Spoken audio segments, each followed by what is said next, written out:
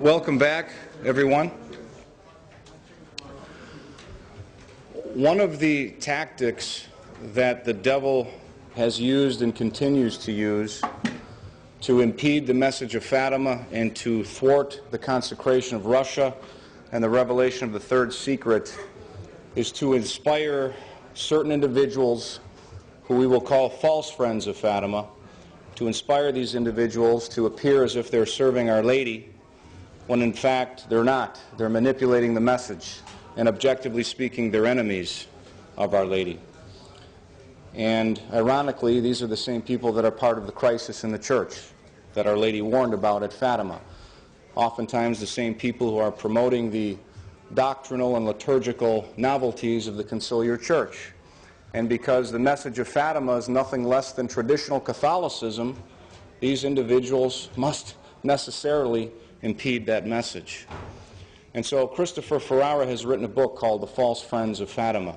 And in that book and in today's presentation, he is going to tell us how to identify the false friends of Fatima, what their arguments are, and how to effectively respond to those arguments. So with that, please join me in welcoming Christopher Ferrara.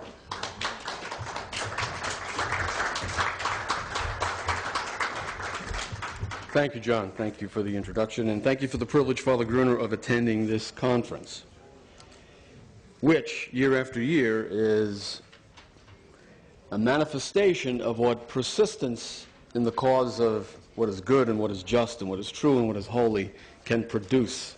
Because as we stand here today, the entire Fatima landscape has been changed from what it was only 5 or 6 years ago. And the position that we've adopted is no longer the position of Fatimites with tinfoil hats with the word Fatima emblazoned on them, but people whose position now has earned a certain degree of respect and acceptance, certainly here in Italy among the Italian press in general, and throughout the world, I would say. And the Pope himself, as we will see during my talk, has reopened the dossier on Fatima, as Antonio Socci has put it. At Father Gruner's suggestion, I wrote a book. It's essentially, in part, a compendium of things I've written before about this question of the false friends of Fatima, but there's new material in it as well to weave it together into a thematic presentation of this whole idea of people who pay tribute to the Fatima message while they undermine it. Let me give you the context for this discussion as presented in the book. There are two parties in the church today. The entire church has been divided basically into two parties. One, identified by Pope Pius XII, as we will see, can be called the party of the innovators. And these people, whatever their intentions, whatever their motives, whether they're culpable before God or not, is not for me to say, have produced a vast transformation of the Catholic Church in her liturgy, the expression of her theology, and in her relations with the world, particularly in relations with other religions and with communist countries, the policy toward which has been governed by something called Ostpolitik, or the politics of the East, which is essentially a policy of accommodating atheistic and communistic regimes, avoiding any antagonism toward these regimes, conciliating them in the hope of obtaining concessions from them, and certainly not confronting them in any religious sense, in any sense of the church militant of old. And in the post-Vatican II church, this party of the innovators finds itself arrayed against the party that I call in the book, for lack of a better word, the party of the traditionalists. And what is a traditionalist? A traditionalist is a Catholic who simply went on being what Catholics always were before the Council, who holds to the traditional liturgy of the Church, the traditional expressions of her dogmas, and the traditional devotions and practices.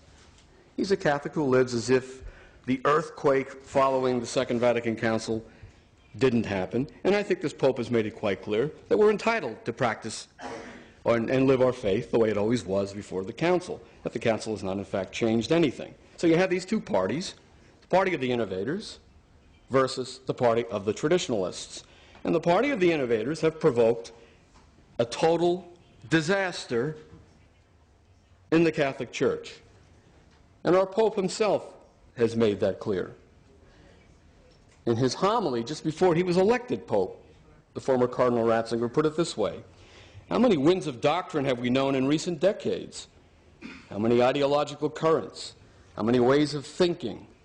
The thought of many Christians has often been tossed about by these waves, flung from one extreme to another, from Marxism to liberalism, even to libertarianism, from collectivism to radical individualism, from atheism to a vague religious mysticism, from agnosticism to syncretism, and so forth. And then he says something quite shocking, because it pertains to our church. And it's amazing that this should happen in the Holy Catholic Church. Today, the Pope said, having a clear faith based on the creed of the Church is often labeled as fundamentalism, whereas relativism, that is, letting oneself be tossed here and there, carried about by every wind of doctrine, seems the only attitude that can cope with modern times. What an indictment that is of the state of the Church today, uttered by the man who, literally historical moments later, would become the currently reigning Roman pontiff.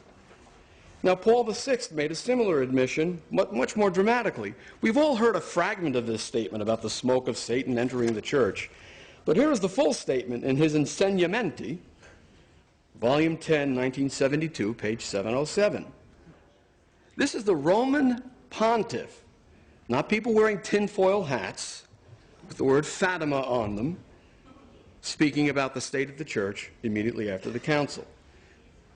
By some fissure, he said, the smoke of Satan has entered into the temple of God. There is doubt, uncertainty, problems, unrest. Doubt has entered our consciences, and it has entered through the windows which were meant to have been opened to the light. This state of uncertainty reigns even in the Church. It was thought that after the Council there would be a day of sunlight in the history of the Church. Instead, there came a day of clouds, of darkness, of groping, of uncertainty. How did this happen, the Pope asks? And his answer: we will confide our thoughts to you. There has been an interference from an adverse power. His name is the devil. Nothing that we traditionalists have said can match that for sheer drama. That is an admission of an absolutely apocalyptic state of affairs in the Church. Let no one accuse us of being extremists. We simply point to the diagnosis of Paul VI. Now, in every age, God sends prophets to his Church, especially in times of crisis. St. Thomas puts it this way in the Summa Theologica, and I'm quoting St. Thomas: the prophets who foretold the coming of Christ could not continue further than John, who with his finger pointed to Christ actually present. Nevertheless, as St. Jerome says on this passage, this does not mean that there were no more prophets after John. For we read in the Acts of the Apostles that Agabus and the four maidens, daughters of Philip, prophesied. At all times, says St. Thomas, there have not been lacking persons having the spirit of prophecy, not indeed for the declaration of any new doctrine of faith, but for the direction of human acts. In other words, God sends prophets in every age, throughout the salvation history, especially in times of crisis, to tell us what to do to avert or to mitigate that crisis. And the greatest of the prophets that God has ever sent in the history of the Church is Our Lady of Fatima, by virtue of her being nothing less than the Mother of God. She is the ultimate admonitory prophet for the church. And of course, she gave us her prophecy, her revelation, which is a reflection, as Father Gruner says, of the gospel itself at Fatima. And we've heard it said that this is a private revelation. I won't go a step further with this talk until I dispose of that nonsensical objection. God did not provide a private revelation for 70,000 of his closest friends in the field at Cova de Iria. He provided to those 70,000 and for the world to see, and as the New York Times reported, and as Warner Brothers mentioned in a movie which was devoted to this miracle, an incredible event involving the details of which we all know. The sun plummeted to the earth, spun in the sky, changed colors, altered the landscape, dried the soaking witnesses instantaneously, provoked cures and conversions and so forth, and was seen miles distant from the cova. And Pope after Pope has attested to the authority of the revelation as worthy of belief, and indeed a revelation, a message of the Mother of God. And John Paul II has added it to the calendar of the Roman liturgy. The Feast of Our Lady of Fatima is now an official part of the Roman liturgy. You cannot ask for a higher papal approbation of a Fatima apparition. Now, the apparition, which is no private revelation, but as Father Gruner has said, a public prophetic revelation tied to the gospel, is both a warning and a prescription. And the warning is twofold. The warning concerns a crisis in the church and a crisis in the world. And as I show in the book, and as I've noted elsewhere, Pius XII noted the crisis in the church as an element of this warning precisely in reference to the message of Fatima, when he said, and I'm quoting, "I am worried by the Blessed Virgin's messages to little Lucia of Fatima. This persistence of Mary about the dangers which menace the church is a divine warning against the suicide of altering the faith in her liturgy, her theology, and her soul." Remember, I mentioned a moment ago the party of the innovators.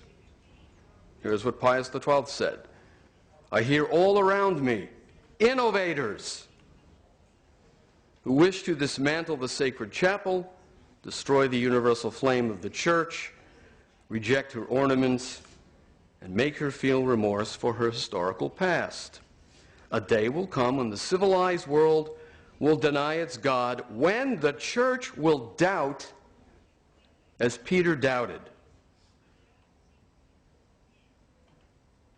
That's what the future Pope said. Just as dramatic, perhaps even more dramatic than what Paul VI said. And he said it in light of the message of Fatima. So we're talking about a twofold crisis in the world and in the church. And Benedict XVI, speaking precisely of the third secret, reopened the file, as I said at the beginning of the talk, and as Antonio Socci has said, when during his pilgrimage to Fatima, he let it be known that the third secret indicates not events in the past, but, and I'm quoting, "future realities of the church which are little by little developing and revealing themselves." In 2010, he said that. Revealing themselves now and little by little developing themselves. Thus it is true that beyond the moment indicated in the vision, it is spoken, he said. The vision speaks of nothing. It is spoken, it is seen the necessity of a passion of the church that naturally is reflected in the person of the Pope, and therefore the sufferings of the church are what is announced. And then he revealed that attacks on the Pope and the church do not come only from the outside, but the sufferings of the church come precisely from within the church. This has always been known, but today we see it in a really terrifying way, that the greatest persecution of the church does not come from enemies outside, but arises from sin in the church. And ladies and gentlemen, absolutely none of that is seen in the vision published in 2000. Clearly there's some explanation of that vision by which the Virgin Mary herself ties the apocalyptic scene in that vision to what Paul VI remarked, to what Pius XII remarked, to what Benedict XVI has indicated, an internal crisis in the church brought about by internal enemies in the church. nothing in the vision about this. Surely there is an explanatory text which shows that the apocalyptic scene in that vision follows a crisis in the church and is tied to it, for as the church goes, so goes the world. Now, that brings us to the false friends of Fatima. The message of Fatima in its traditional Catholic sense is completely unacceptable to this party of the innovators, whose auto-demolition of the church was foreseen by Pius XII, who referred precisely to innovators. But they cannot attack the message of Fatima directly. It has too much weight behind it. It has the approbation of pope after pope. It was vouched for by a public miracle witnessed by 70,000 people. John Paul II practically dedicated his entire pontificate to Our Lady of Fatima, although one will certainly differ over whether he was faithful to the imperatives of the message for reasons that were perhaps placed beyond his control, as I'll mention in a moment. So they can't attack the message directly. They have to attack it in the only way they think they can do it successfully, which is to appear to be friendly to the message of Fatima. Unlike Mark Antony, who came to praise Caesar, not to bury him, these false friends of Fatima come to bury the message of Fatima while they pretend to praise it. And so we see developing in the church a party line on Fatima. This is the party line of the party of the innovators. Now, what do I mean by a party line? A party line is an official version of reality that is contrary to reality. It's precisely why a party line is needed, to persuade people to ignore the real world and live in the strange, bizarre world dictated by the party line in order to obscure the way things really are. There's a joke about a Russian commissar doing the collectivization of Soviet agriculture, who appears at the local potato commune to demand an accounting from the person who's running the commune about the great potato harvest that, of course, is going to happen under the collectivization policy. "Comrade," he asks, "what do you have to tell me about the potato harvest?" And the head of the commune says, "Why, comrade, the harvest of potatoes is as high as the eye of God." And the commissar says, "Well, comrade, you know there is no God." "Yes," he answers, "and there are no potatoes."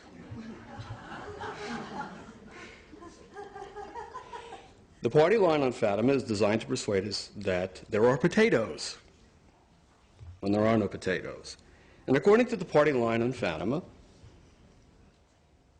Russia has been consecrated without having been consecrated.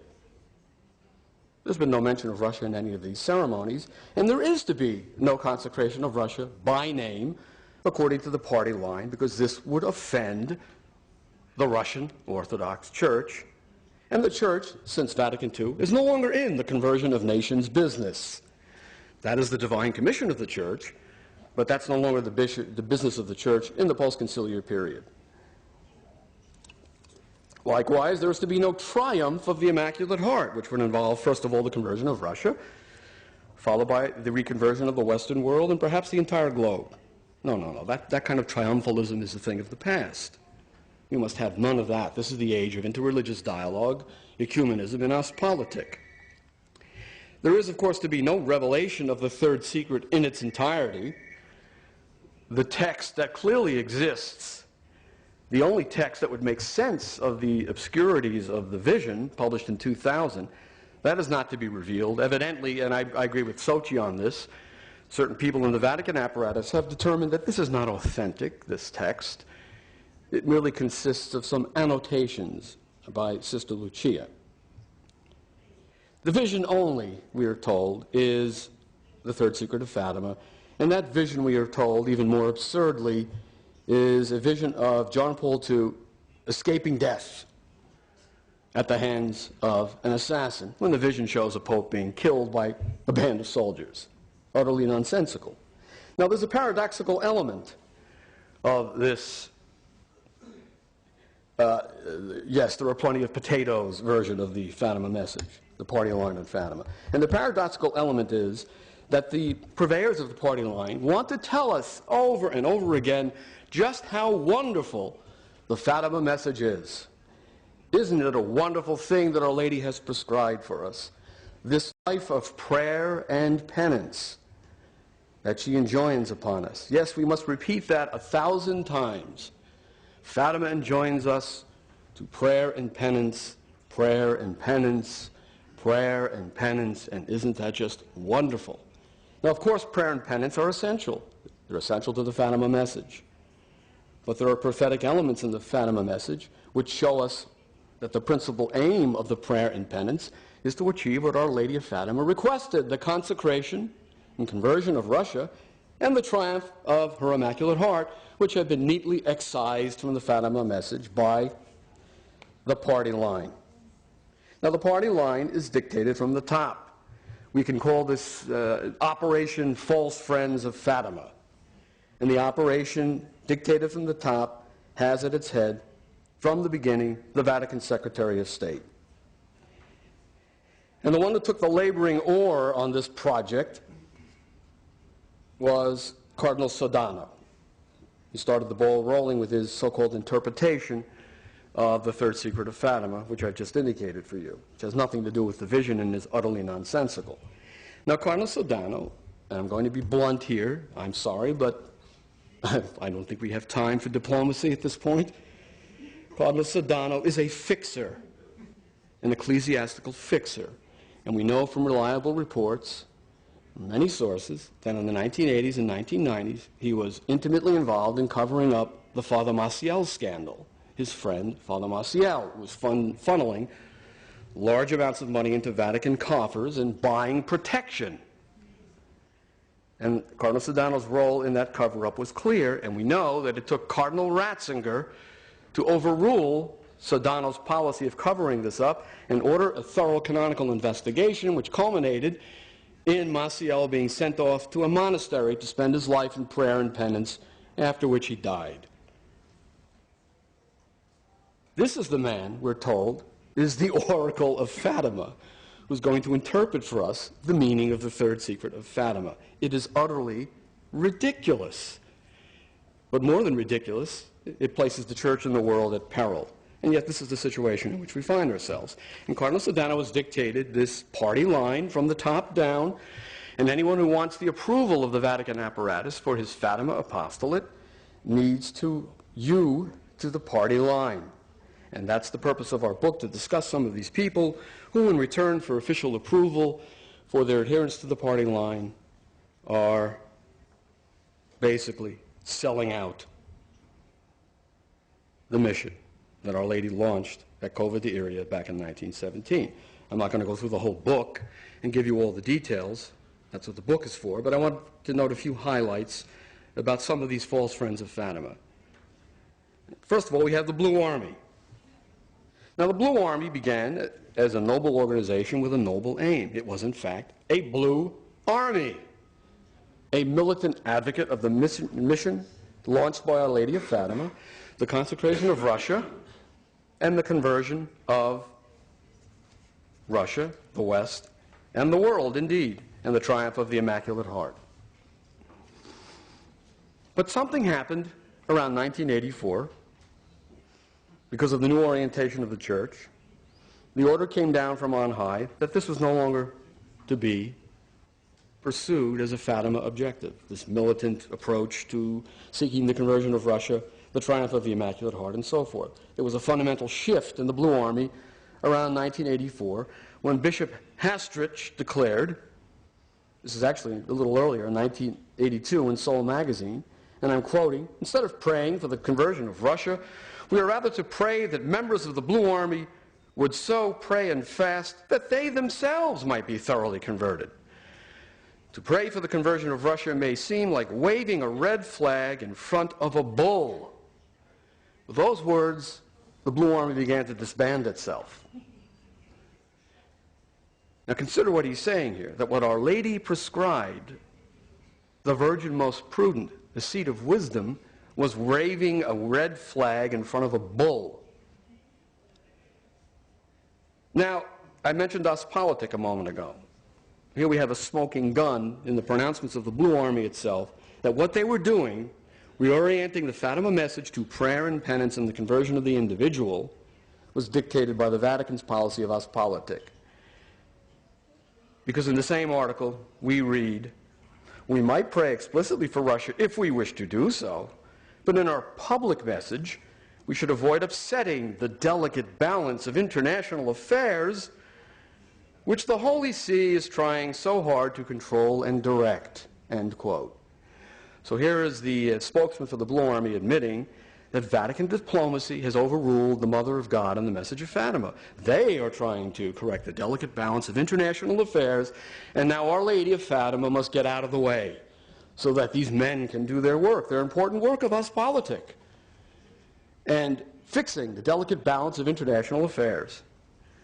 Now, Hannes Fraser said something about this change of orientation, in an important article he wrote, and I believe it was in 1986, where he says, and I quote, "Hitherto the campaign for devotion to the Sacred Hearts of Jesus and Mary was given special urgency by the Sacred Heart's own message to Sister Lucia that no initiative can possibly expect to be fruitful unless envisioned as a means of glorifying the heart of his mother, and that only by Russia's consecration to that heart, and by no other means, is it possible to obtain Russia's conversion and world peace," which is what Father Gruner has been saying for 25 years. And then Hannes Fraser concluded that this shift of orientation from prayer and penance to effect the consecration and conversion of Russia to prayer and penance to effect our individual conversion is, as he says, and I'm quoting, "a more effective recipe for failure could scarcely be devised." And that's what the party line prescribes and what we've been suffering through, a recipe for failure, avoiding the consecration of Russia, stripping the Fatima message of its militantly prophetic elements, and neutralizing it so that it comports with the party line. And in the book I discuss 3 other friends of Fatima, those who were present and presided over the 2000 press conference at which the vision of the Bishop in White was published, and we were told that was the entirety of the Third Secret of Fatima. And there Cardinal Sodano came to the fore. We see Father Cardinal Ratzinger advising us again and again, and I'm quoting from the official booklet the Vatican released on June 26, 2000, quote, "Before attempting an interpretation of the Third Secret, the main lines of which can be found in the statement read by Cardinal Sodano," next quote, "For this reason, the figurative language of the vision is symbolic. In this regard, Cardinal Sodano stated," and the next quote, "As is clear from the documentation presented here, the interpretation offered by Cardinal Sodano in his statement on 13 May, and the next question, quote, first of all, we must affirm with Cardinal Sodano, etc., etc.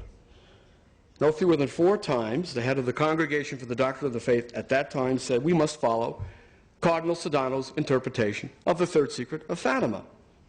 Absolutely incredible. The fixer, who at that very moment was busy covering up the Father Maciel scandal, is going to dictate to the Catholic Church and to the world the meaning of the Third Secret of Fatima. And one more quote, and this is the gist of the party line, from Cardinal Ratzinger, quoting Cardinal Sodano in the same booklet. We must affirm with Cardinal Sodano that the events to which the third part of the Secret of Fatima refers now seem part of the past. Insofar as individual events are described, they belong to the past. Thus spake the Cardinal Secretary of State. And in the book I talk about people who, in organizations below the level of the Secretary of State, are following the party line and receiving official favor in return for that. One of these personages is Father Fox. I've written about him extensively. I won't go over all of that now. But I will mention a couple of things about an article he wrote against Father Gruner in 2004, which I cite in the book. And in that article, Father Fox sneers at the very idea that Russia will convert. Father Fox says, in this article attacking Father Gruner, that it is ridiculous to, and I quote, hold to a position that a paradise on earth, a Russia suddenly turning itself into a people of converted holiness, and even as Roman Catholics, must immediately follow a collegial consecration, end quote. He simply denies that there would be a miraculous conversion of Russia. And what did Our Lady proclaim when she came to Fatima? A regime change? The rise of a market economy in Russia? He flatly denies the miraculous nature of the event that Our Lady predicted. And Father Fox goes on to cover up what was happening at that time at the Fatima Shrine. We all know about the situation in which Monsignor Guerra, the now retired rector, had opened up the Fatima Shrine to other religions and had allowed the Hindus to go into the very sanctuary of the Fatima Shrine to conduct a Hindu ritual, praying to their Hindu gods. And we read in the press the account of Father Guerra's statement, and this is what he said about his plans for the Fatima Shrine. The future of Fatima, or the adoration of God and his mother at this holy shrine, must pass through the creation of a shrine where different religions can mingle. The interreligious dialogue in Portugal and in the Catholic Church is still in an embryonic phase, but the Shrine of Fatima is not indifferent to this fact and is already open to being a universalistic place of vocation. This is a complete outrage and insult to the Mother of God and him who sent her. It's nothing less than a sacrilege. And Father Fox attempted to cover it up. He accused Father Gruner of scare stories, and he published in this article a section entitled Fatima to Retain Its Catholic Identity. Well, thank you, Father Fox. It's good to know that Fatima will retain its Catholic identity, but isn't that rather like saying in an article with a headline, St. Peter's Basilica will retain its Catholic identity? That is not a reassurance, but only a confirmation of what is going on there. One of the principal friends of Fatima I discuss in the book, False Friends of Fatima, is Father Andrew Apostoli, a celebrity of the Eternal Word television network, that appalling blend of the modern, the traditional, and the in-between, this stew of things that now passes for the gold standard of Catholicism. He's a celebrity on that network. He wrote a book entitled Fatima for Today. And in this book, he doggedly promotes the party line on Fatima. And this book came out a few months after Pope Benedict demolished the party line on Fatima during his pilgrimage to Fatima, when he said the things I said about the third secret, that it speaks of future realities of the Church, and when he also said he deceives himself who thinks that the prophetic mission of Fatima is concluded. It's a self-deception and a deception of others. That's what the Pope said. But according to Fatima for Today by Father Apostoli, it's as if the Pope had never spoken. Father Apostoli is still doggedly pursuing the Vatican Secretary of State's party line. Russia is consecrated, the third secret is revealed, Fatima is consigned to the past, and what is left of Fatima is your prayer, your penance, and your personal conversion. Fatima is looking in the mirror, make yourself a better Christian, while the world goes to blazes. Now, in this book, we don't find Cardinal Sodano any longer, because Cardinal Sodano's version has been discredited, as Sochi said, because of what the Pope said during his pilgrimage to Fatima in 2010.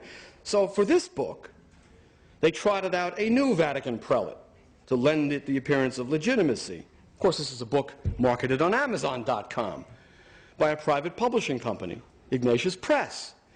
Its authority in terms of magisterial teaching is zip. It's just a book you can buy on Amazon.com. But they stuck a preface by Cardinal Burke of the Apostolic Signatura in there. And according to Cardinal Burke, we really shouldn't concern ourselves too much about the message of Fatima any longer, beyond, of course, everybody together, prayer and penance, because there's really nothing much new in the message of Fatima, as he put it on page 195 of this book. He cites a Jesuit by the name of C.C. Martindale, And he says, and I'm quoting Cardinal Burke, "Inasmuch as hell is not a novel doctrine, and thus the vision of hell contains no novel or startling information." Nothing new or startling in the message of Fatima, says Cardinal Burke, lending appearance of authority to this ridiculous book. But there is just a bit of new information, I think. There are a few points that I think Cardinal Burke overlooked, with all due respect. The imminent end of World War I, prophesied by Our Lady of Fatima. Commencement of World War II, after the appearance of a strange light in the night sky. During the pontificate of Pius XI, identified by name in the prophecy. The spread of Russia's errors throughout the world. That's somewhat new, in 1917. The loss of souls, further wars and persecutions of the Church, the martyrdom of the faithful, the suffering of the Pope, the annihilation of nations, and lastly, the connection of all these future events to an ultimatum. They will all take place unless Our Lady of Fatima's specific requests are granted, including the consecration of Russia to the Immaculate Heart and the communions of reparation on the 5 first Saturdays. I think Cardinal Burke missed a few items of information that are indeed new in the message of Fatima. But according to Cardinal Burke, and I quote, "Pope Benedict concludes that the secret is, in the end, wait for it, the exhortation to prayer, and likewise the summons to penance and conversion." Here we have this endlessly thematic drumming in of one point. It's prayer and penance, prayer and penance. But there's a bit of a deception going on here. It wasn't Pope Benedict that said that. It was Cardinal Ratzinger who said that in the official commentary on the message of Fatima back in 2000. Not Pope Benedict. Pope Benedict, as I've just shown you, said in 2010, the message of Fatima involves a prophetic mission that is not concluded. It involves future realities which are revealing themselves today, little by little, in a very terrifying way, and speaks of a persecution of the Church worse than any external persecution, but rather one involving internal enemies of the Church who attack her from within. And yet Cardinal Burke wants us to believe that all Pope Benedict thinks, referring to Cardinal Ratzinger 12 years ago and not telling us that, is that the message of Fatima is just a call to prayer and penance. Now, in this book, Father Apostoli discredits himself and his book and his entire thesis by one misstep. The same misstep by which Cardinal Sodano destroyed his own credibility. Because in this book, Father Apostoli says the following. Because Sister Lucia had chosen the year 1960 as the time to reveal the third secret, curiosity and even dread about what the message might contain had heightened significantly over the years. I want to dwell on this point because it's so crucial. He is signing on to the proposition that Sister Lucy chose the year 1960. That's what Cardinal Cardinal Bertone claimed. He insisted that Sister Lucia never had any communication from the Blessed Virgin Mary linking the third secret of Fatima to the year 1960. He insisted upon that point for 7 years and told us that Sister Lucy had confessed this to him. And then he went on camera in 2007 on the Italian television show Porta a Porta, Door to Door, the most popular television talk show in Italy, and he held up before the camera 2 envelopes, each pertaining to the third secret. And on the outside of each envelope, Sister Lucia had written, "By express order of the Blessed Virgin, this envelope may only be opened in 1960 by the Bishop of Fatima or the Portugal or the Patriarch of Lisbon, by express order of the Virgin." For 7 years, he never mentioned that she had written down this express order on the outside of those 2 envelopes. For 7 years, he had us believing, or would have had us believe, that Lucia simply made up the year 1960, when the evidence in his own hands, presented to the cameras, seen by millions, showed him to be, quite simply, a liar. Sister Lucia never made this up. It was an express order of the Virgin, confirmed for history in perpetuity by what she wrote on those two envelopes. And because he made that representation, which is demonstrably false, a blatant lie, the attribution of a lie to the seer who would not lie, nothing, Sodano says, is worthy of belief. Because if you catch a witness in one flat-out, demonstrable lie, why should you believe anything else he has to say? And yet, Father Andrew Apostoli in this book adopts the same lie. His entire book should be consigned to the spazzatura, as the Italians say, the garbage can. But let us proceed a little bit further with this book, because he adopts the party line by draping himself in the interpretation of the Fatima message by Cardinal Sodano. Who cares what Cardinal Sodano thinks about what the message of Fatima means? Pope Benedict, when he was Cardinal Ratzinger, said in the 2000 press conference, the Church does not impose an interpretation. And the interpretation that the Pope has given us in 2010, which is actually what it really reveals, is exactly to the contrary, as I've just told you repeatedly.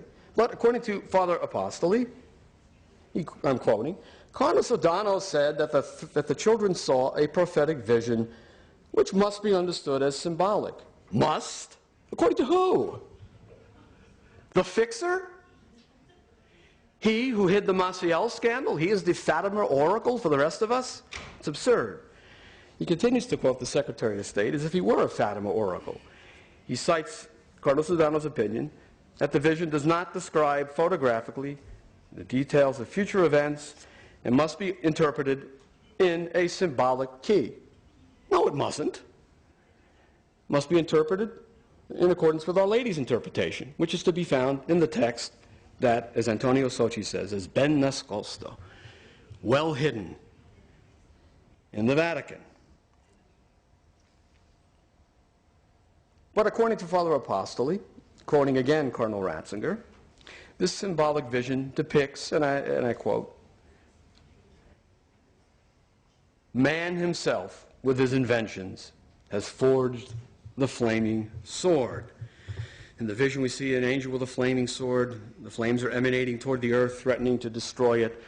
Our Lady repels the flames, but not after vast destruction has already occurred. And according to Father Apostoli, citing the Fatima oracle, Father Sodano the fixer, that's only the threat of nuclear war. So according to Father Andrew Apostoli of the EWTN network, there really is no angel with a flaming sword. There really is no future execution of a pope.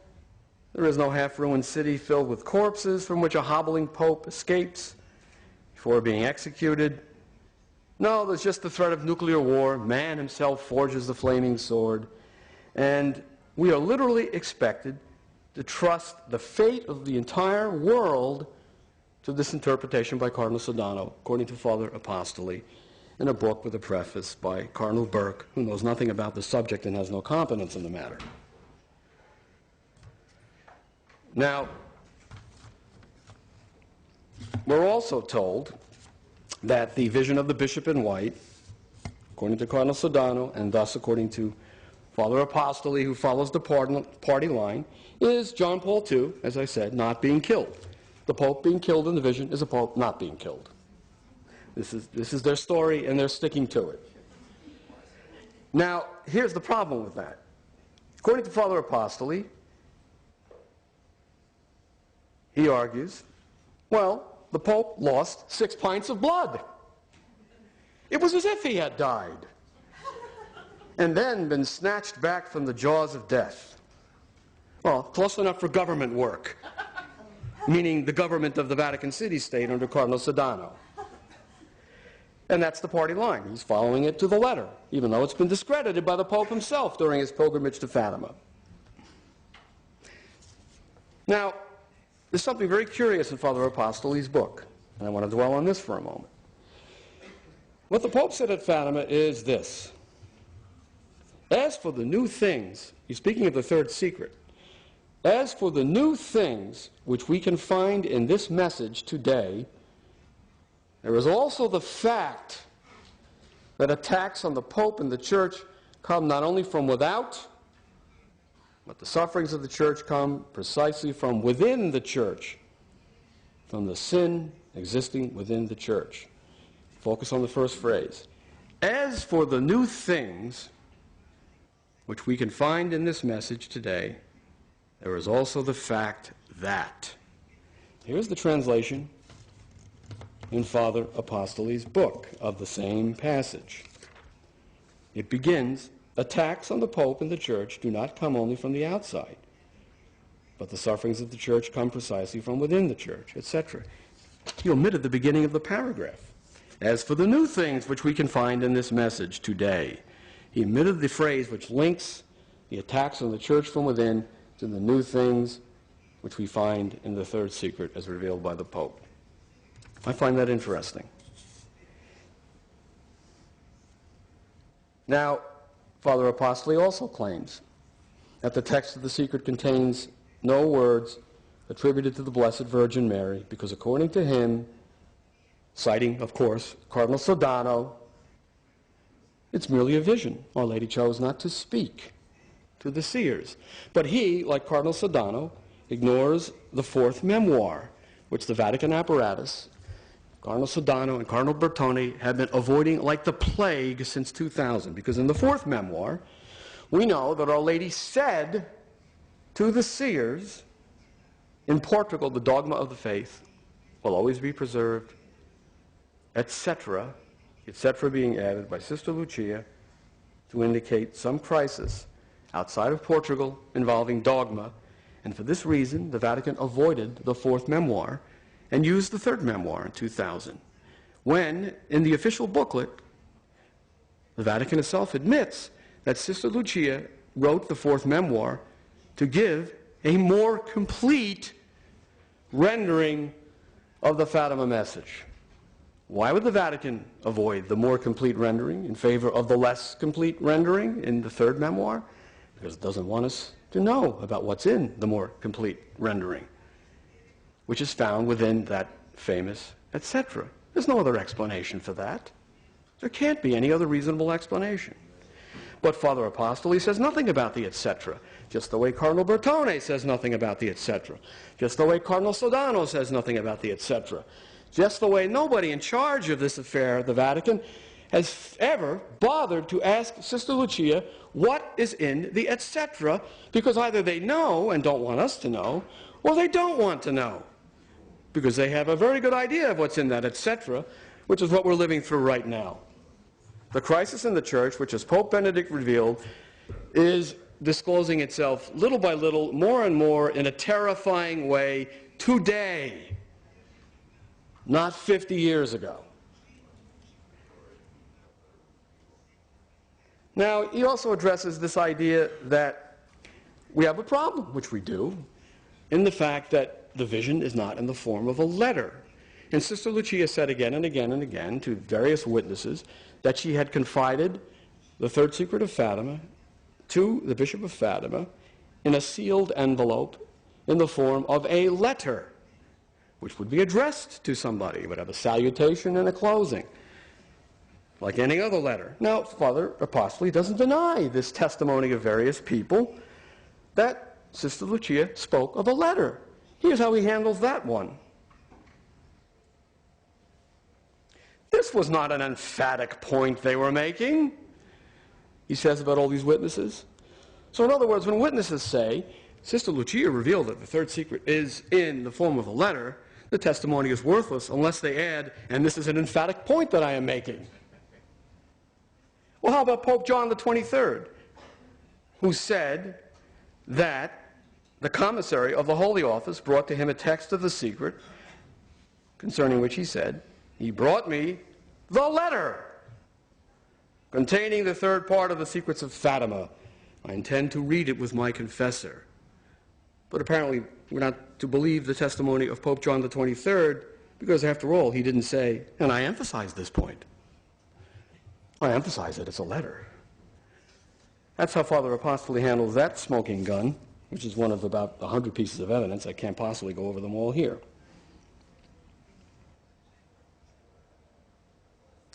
Let me discuss another point. in an appendix to Fatima for today, trying to explain, in keeping with the party line, why Russia hasn't been consecrated, why everything in the world has been mentioned but Russia. In fact, I have a standing joke about this. Why don't they just have a consecration ceremony or an entrustment ceremony, or whatever they want to call it, in which they say something like, we consecrate every blessed thing on the face of the earth except Russia. Which is what they've done, effectively. They've even consecrated youth in search of meaning in the 2000 attempt at a consecration. Anyway, here's his explanation. He quotes Bishop Paul Joseph Cordus, and he reveals it all to us. I recall that Pope John Paul II thought, sometime before the consecration, of mentioning Russia in the prayer of benediction. That would be nice.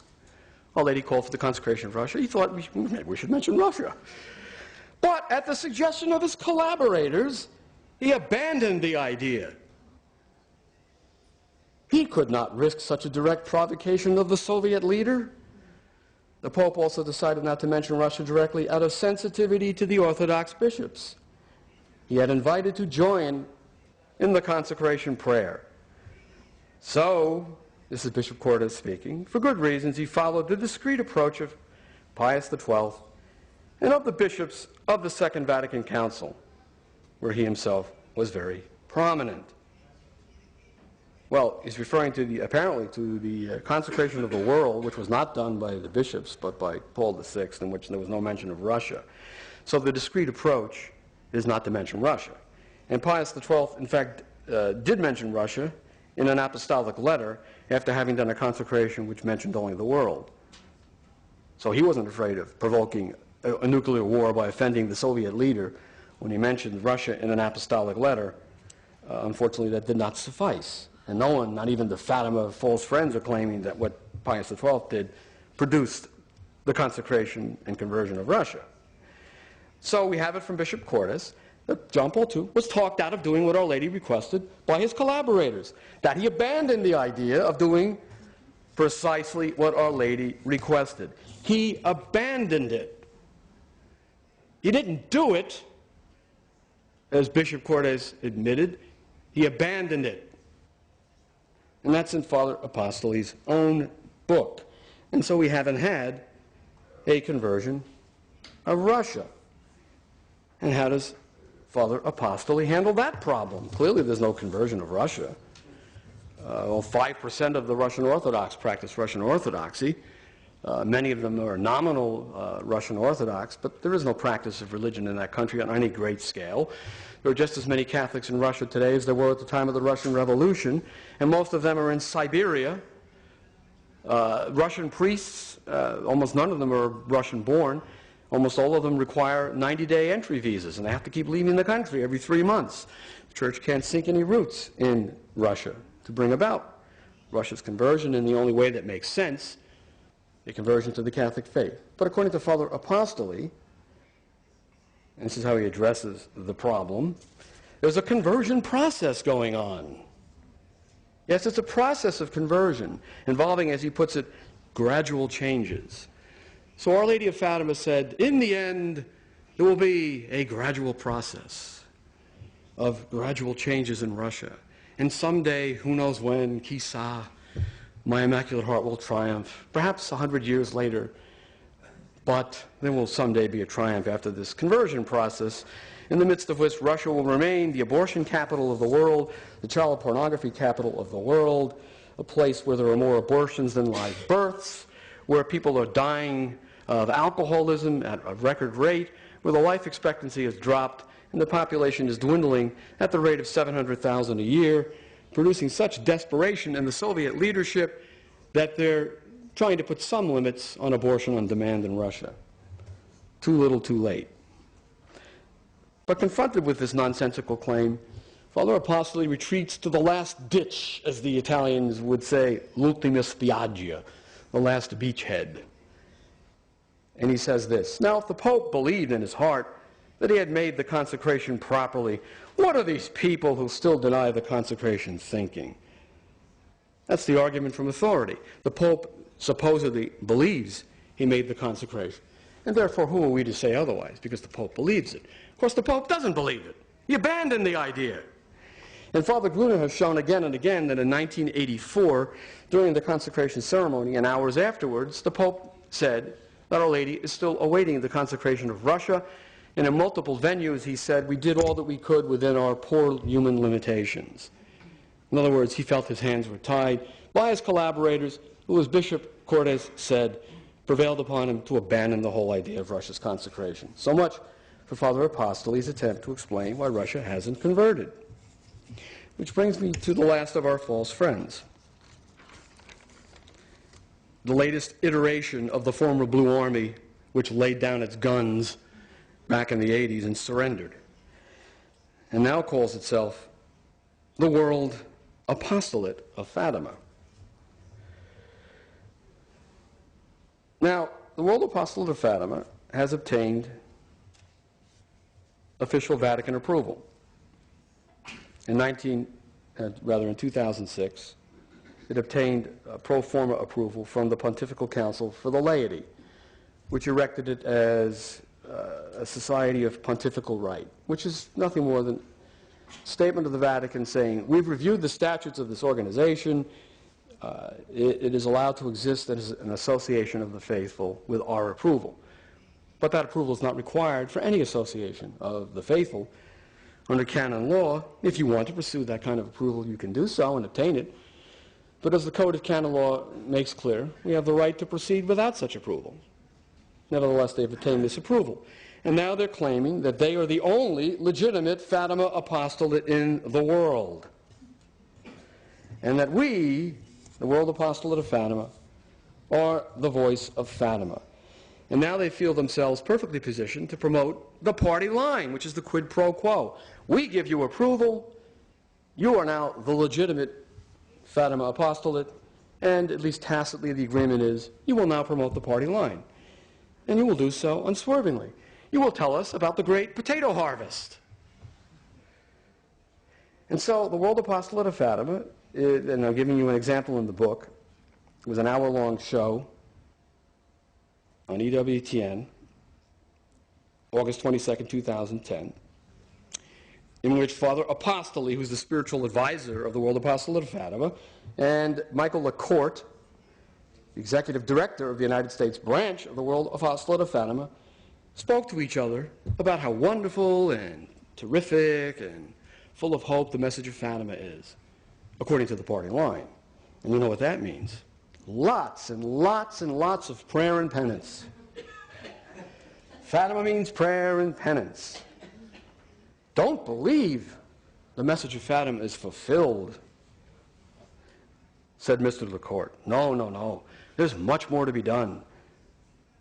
Is it the consecration of Russia that needs to be done? The revelation of the third secret? No, no, no, no.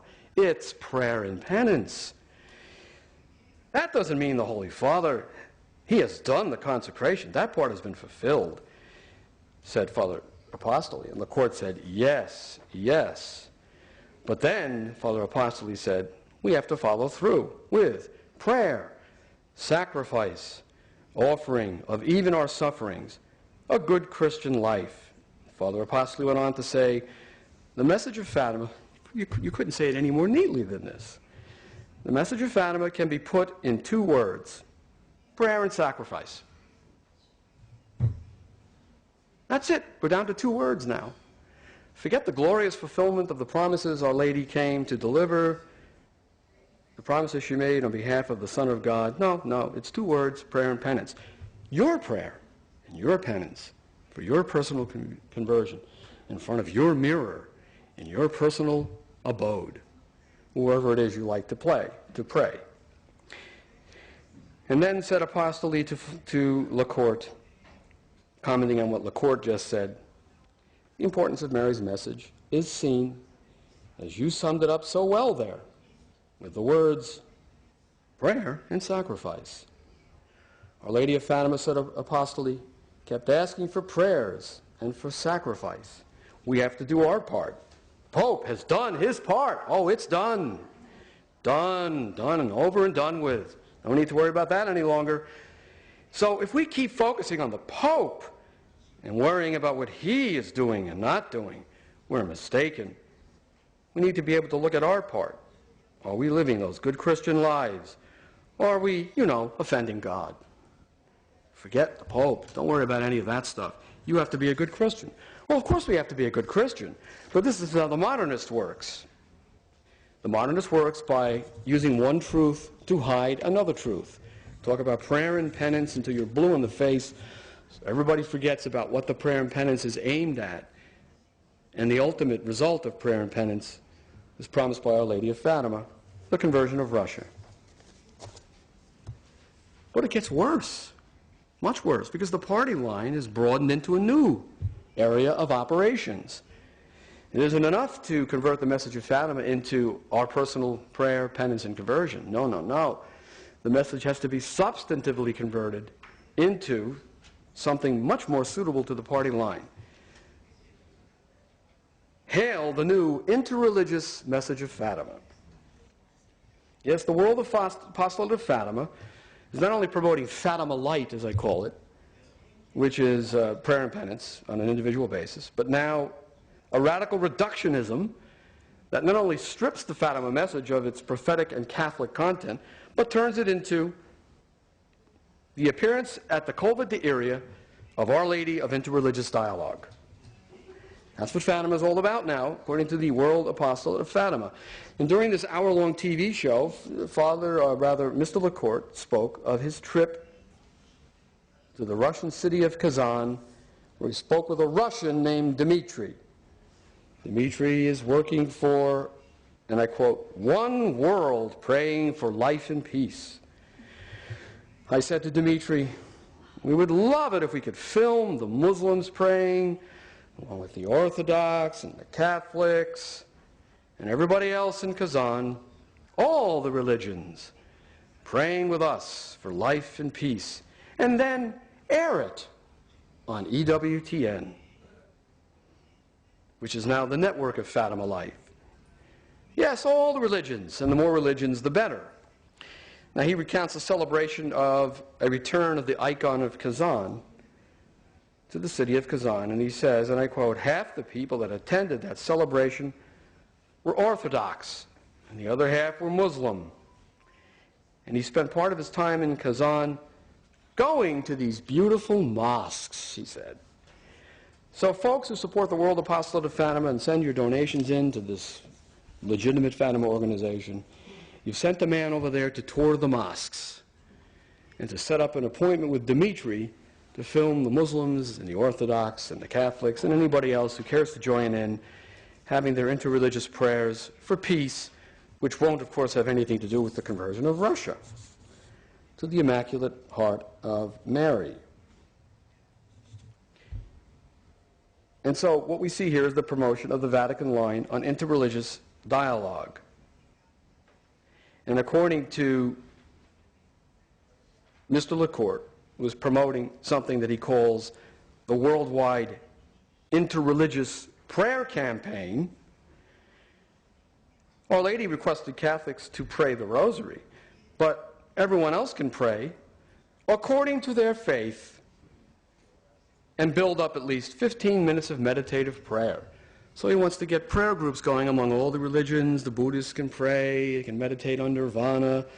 The Muslims can pray to Allah.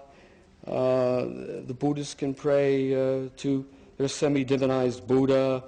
You can pray to the many-armed God, Vishnu. Whatever floats your religious boat, pray to that God for 15 minutes, because you'll be helping achieve the new message of Fatima's fulfillment. And as he went on to say, anybody can do this, no matter what your faith is, because we all align with these intentions. All the religions align with the Fatima intentions. Peace, brotherhood, brotherly love, that's what Fatima is all about. And the purpose is because we know, he says, that when we don't open the door to God in prayer, our lives become more self-centered and material-oriented, leaving little room, if any, for God. So, Fatima is now an interreligious, worldwide, spiritual self-improvement program. This is what the only legitimate, quote-unquote, Fatima apostolate is now promoting in place of the real thing. the specifically Catholic message of Fatima, has been converted into what La Court calls universal Fatima intentions, which are for the non-Catholics. And then there's the Catholic intentions, which we can pray as we see fit. But there's a problem, because the universal Fatima intentions are the ones Our Lady identified, and these are the Catholic intentions, because the Catholic Church is the universal church. The universal Fatima intentions are the consecration of Russia, the conversion of Russia, and the triumph of the Immaculate Heart of Mary, not interreligious harmony and brotherhood. And yet this is what the World Apostolate of Fatima is promoting with Vatican approval, trumpeting itself as the only legitimate voice among the laity on the message of Fatima. So you see what official approval does. It legitimates the party line, perpetuates the promulgation of error in the Church, and makes it possible for the adversary to go on suppressing the truth about Fatima, delaying the consecration of Russia, the conversion of Russia, and the triumph of the Immaculate Heart as long as possible, perhaps until the world is destroyed. That's what he would like to see. That's what the adversary is up to. And here, the World Apostolate of Fatima is following dutifully the party line on Fatima, announcing to the world what a great harvest of potatoes we will have if only we follow the Stalinist dictates of the new order of Fatima. And what they're promoting is exactly the error condemned by Pope Pius XI in his encyclical Mortalium Animos, written in 1927. Namely, and I quote, "The false opinion which considers all religions to be more or less good and praiseworthy, since they all in different ways manifest and signify that sense which is inborn in us all, by which we are led to God and to the obedient acknowledgement of all of his rule. Not only are those who hold this opinion in error and deceived," remember what the Pope said, he deceives himself who thinks the prophetic mission of Fatima is concluded. Not only are those who hold this opinion in error and deceived, but little by little, he says, they turn aside to naturalism and atheism, as it is called, from which it clearly follows that one who supports those who hold these theories and attempt to realize them is altogether abandoning the divinely revealed religion. And ultimately, that's what this is all about. The party line on Fatima is ultimately about abandoning divine revelation, echoed, as Father Gruner says, in the message of Fatima.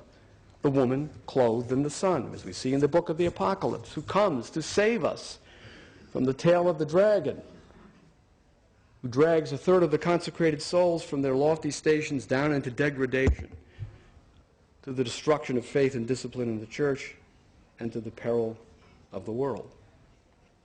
But that's all revelation. We don't care about that. We care about personal self-improvement on a religious level with all the religions of the world. Now to conclude, let me tell you what I think we have to do about this. In the book, I call for a magna carta of liberation from the party line on Fatima. And it has these elements. First, the false friends of Fatima do not own the message of Fatima. It has not been given to them, but to the Church and to the world. It belongs to us, to everyone, to all of humanity. There is no official Fatima apostolate that has a patent or a copyright or a trademark on the message of Fatima. It's ours. It's all of humanity's. Second, these people have no authority whatsoever. None over the message of Fatima. They have no right to interpret it. They have no right to custody of it. They have no right to tell us what to do in response to it. If the Pope should choose to make some infallible pronouncement on it in a binding way, that would be a different matter. These people have no authority whatsoever to dictate to a single solitary soul anywhere in the Church anything whatsoever about the message of Fatima. Let's be over and done with these self-appointed proprietors of the Fatima message. No one has done more good for the Fatima message than someone who doesn't claim proprietorship, and I mean Father Nicholas Gruner, who has no official approval, and given the state of the church today, thank God he doesn't. Third, the message, the opinions these people express concerning the message of Fatima are nothing more than their opinions. And as we can see from even a cursory examination of them, their opinions are utterly, completely worthless. Fourth, they have no right to prevent the faithful from exercising their right under God to petition the Holy Father to do what must be done for the sake of the cause of Fatima, which is the consecration of Russia and the total revelation of the third secret of Fatima. And they have the right to do so incessantly, again and again and again, until it's done, like the woman in the gospel who pestered the unresponsive judge until the judge finally did his duty and rendered justice in her case. And that's why our Lord gave us this parable. Don't let human respect dissuade you from being a pest, a righteous pest, a pest with a holy motivation, and demanding respectfully and with due regard for the office that you're petitioning, the consecration of Russia and the revelation of the third secret. Father Gruner did that in Rome with some advertisements respecting the consecration of Italy. And he obtained it within days. Pope conducted a consecration of the nation of Italy to the Immaculate Heart of Mary after the billboards went up and the signs went up. Yes, give him a round of applause.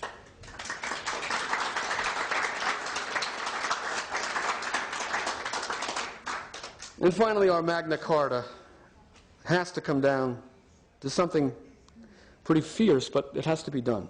This idea of reducing the message of Fatima to a prescription for interreligious brotherhood rather than heaven's call for the kingship of Christ and the triumph of Mary and the reign of Mary is, I spare no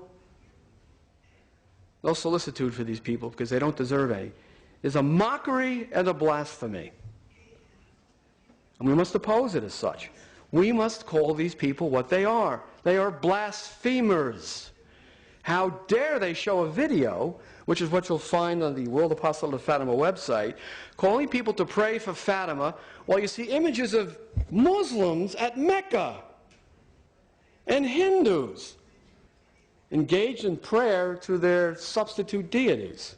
How dare they attempt to transport the faithful from the vehicle Our Lady gave us into their man-made vehicle, which is leading us over the cliff. How dare they? They must be opposed in the strongest terms possible and called what they are. Blasphemers, mockers of God. They are mocking him. And I'm not saying that they're subjectively guilty of it. It may be entirely foolishness on their part, which is a point that has occurred to me. With the World Apostolate of Fatima, it looks like the Vatican has entrusted the message of Fatima to bumbling incompetence. And that the Vatican wants it exactly that way. Let's turn it over to these clownish people who will say anything, no matter how ridiculous, will speak of a consecration of Russia that wasn't consecrated, a conversion of Russia that isn't converted, and peace in the world that isn't peace. Let's let them play with the message of Fatima and delude everybody. And the more incompetent, the better. So that's our Magna Carta. And people will say, well, that's an ambitious program. No, it isn't.